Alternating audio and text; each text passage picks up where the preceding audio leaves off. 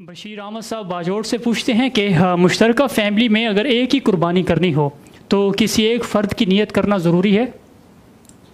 ये पहली बात तो यह है कि मुश्तरका फैमिली में एक कुर्बानी जो है ये जब हो सकती है जब उस फैमिली में साहिब निसाब आदमी भी एक ही हो, और उसकी सूरत या तो यह होगी कि कमाने वाला एक है तो पैसा सारा उसके पास है, या ये सूरत होगी कि कमाने वाले मुतअद्दिद है, मसलन एक घर में वालिद है और उसके बेटे हैं, लेकिन बेटे जैसे ही अपनी कमाई करें तो वो मुकम्मल तौर पर वालिद के हवाला कर लें और वालिद को मालिक बनाए, जैसे कि बाज़ इलाक़ों में ऐसा उर्फ़ मौजूद है।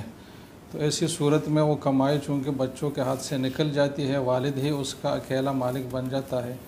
तो साहिब निसाब भी वालिद ही करार पाता है।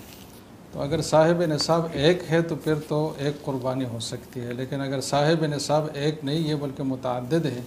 तो जैसे कि बाद हज़रात का ख्याल है कि पूरे घराने के लिए एक ही कुर्बानी काफ़ी है,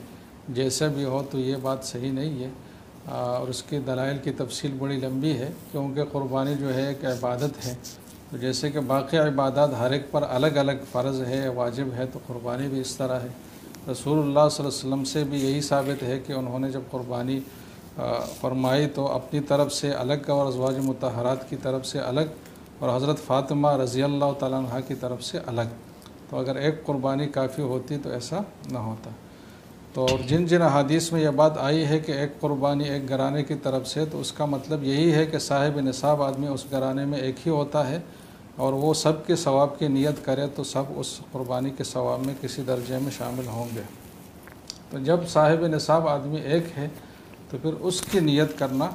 ये ज़रूरी है कि वो कुर्बानी की नियत करे।